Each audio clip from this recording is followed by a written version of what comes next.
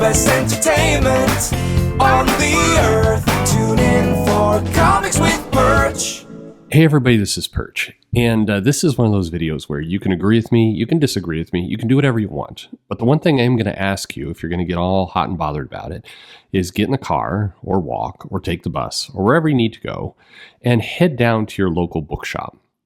You can go to your local comic shop if you have one, but go to your Barnes & Noble, go to your local store, and observe things with your own eyes. Don't take my word for it. Don't take David Marriott's word for it. Don't take any of the people involved's word for it. Go down and look with your own eyes. And then if you feel bold enough, if you have the kind of relationship, talk to somebody who works in the bookstore and just ask them what's going on.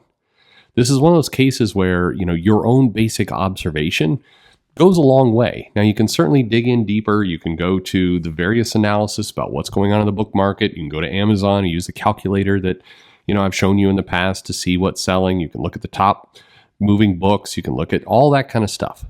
There's plenty of actual hard data. And this is so rare. The data backs up what you're going to see with your own eyes. 99 times out of 100, it's going to align. And that's not usually how it works. Almost always, the data tells a slightly different story and there's nuance and all. But in this case, it's very straightforward. So why this bugs me, a couple of people sent me this tweet. David Marriott, he is an editor at IDW, works on Transformers, Sonic, Godzilla, and more. Has an icon by Becca. Okay. And he decided, for whatever reason, to post no new blog today because I wrote a ton and accidentally deleted it. I'm not sure, quite frankly, how that happens. I accidentally delete things, or the application crashes and I have restore on, and then it comes back if I just restart the product. But whatever. I don't know what people are writing in. Too long didn't read, he says. Comics as an industry is doing just fine, and manga is a part of that. If you see a misleading set of photos at a bookstore, remember how many of that shop's comics aren't kept in the comics section, and also that it is one store. I was going to dive deep on the numbers and show how different things are location to location and whether you have direct market stores near you and whatever, but suffice it to say, comic in the book market are doing well. Okay, so here's why this bugs me. 2 reasons. Okay, number one, it's incredibly disingenuous, all right? Go into your local Barnes & Noble, go to the graphic novels, manga, comics section, it's all in the same place, and say, hey, I'm actually looking for the comics section. I heard that it was kept in a different place. It's not. That's where it's at. And that's a pretty huge store. But the other reason this bugs me, and this is a personal thing, it bugs me because this exact same individual a few years ago, when people started posting these photos, did a LOL, Barnes & Noble is still in business. I haven't been there in years, and mocked the idea that this store is even going to survive. Now, side note, Barnes & Noble, again, look with your own eyes. If you go to, Google and you type in Barnes & Noble and you look, in the news section, you will see a handful of articles. The one that's probably the most interesting is one from NPR or Fast Company. And the Fast Company one's probably a little bit more business-centric. And it talks about how Barnes & Noble is expanding for this year. And it's expanding for a number of reasons. No, it's not that everybody picked up a book during the pandemic, although that helped. It's also the fact that the stores have done something really interesting and smart. It's called, they say, stealing the indie shop playbook. But really what it means is more control was given to Barnes & Noble stores to order what that specific regional market wanted, as opposed to centralizing the orders and just handing everybody the same thing. There's a guy named James Daunt who has kind of turned around bookshops in the UK and was extremely successful. And was basically made CEO of Barnes & Noble. And he did the same thing that he did for Waterstones, which is a UK shop, became profitable in 2016, first time in nearly a decade. And now Barnes & Noble is experiencing a huge boom. And it's for a lot of different policies. This year, Barnes & Noble is actually opening 30 new locations, which is unheard of in block retail. And so why this sticks in my head, because again, I had this argument. This guy really dismissed this idea that Barnes & Noble was still in existence. And today, Barnes & Noble is driving a massive amount of graphic novels. But of that massive amount, it's manga and it's YA. Kind of in that order a little bit. Dogman is a beast, but manga is currently moving quite well.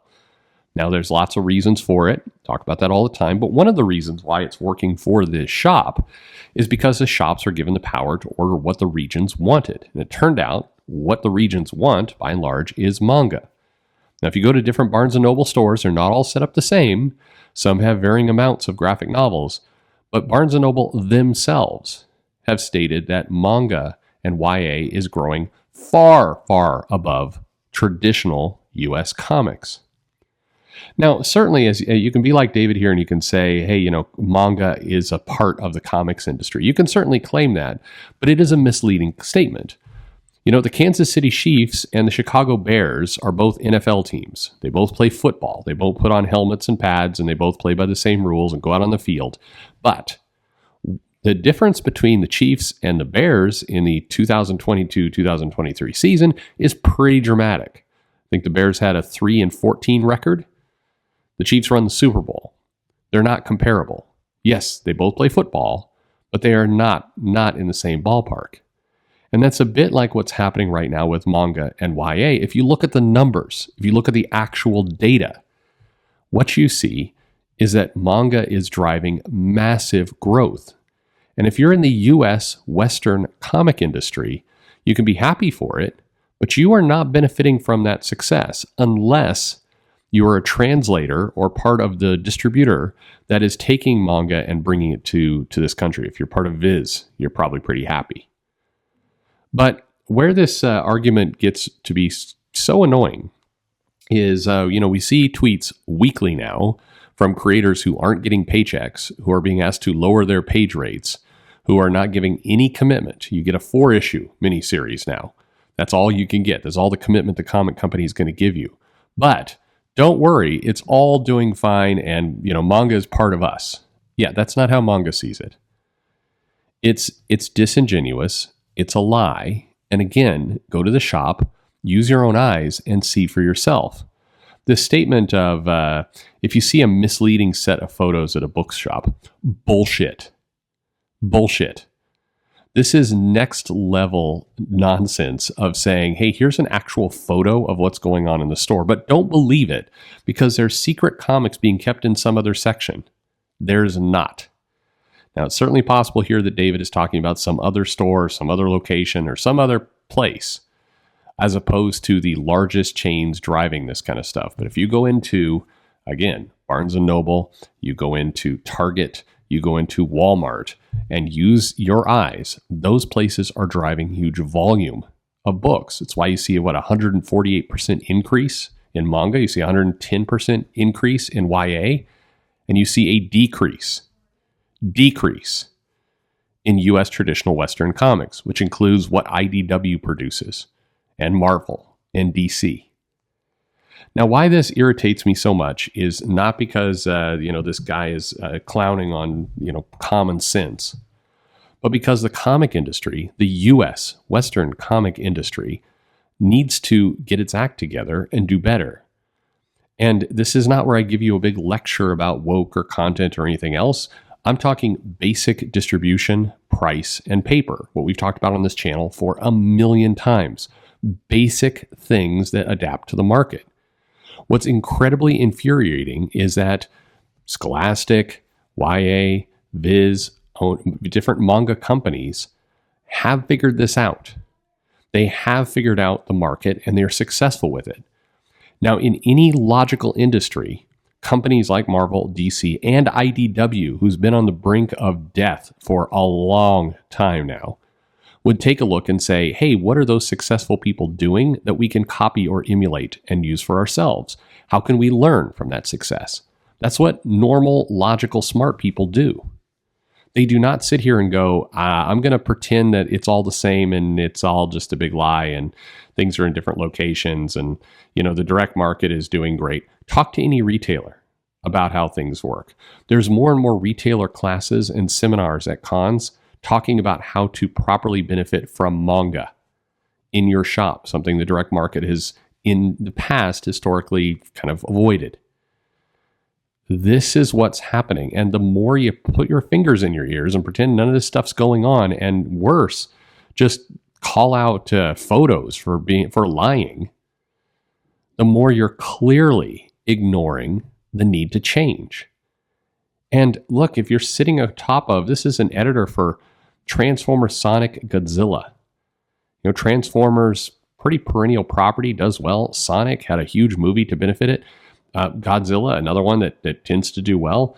These are comics, these are products that should have mass market appeal. And yet, you've got manga about a telepathic girl living with a spy dad and an assassin mom and a future, predicting dog that's kicking its ass right now. Somehow, if you've ever watched Spy X Family, it's heavy based in Japanese culture, things that have no resonance to U.S. culture at all. The way the school works, the social structures, the status, all that kind of stuff. It's dense. It's harder. You've got a comic supported by a movie that did really well about a blue furry creature that collects coins and runs fast and tells jokes. And somehow, a telepathic girl and a future thinking dog are able to outsmart, and outsell it. That's embarrassing. This stuff just drives me crazy. Changes need to be made. And so as long as you keep using that excuse of, well, manga's part of us, that's not how manga sees it.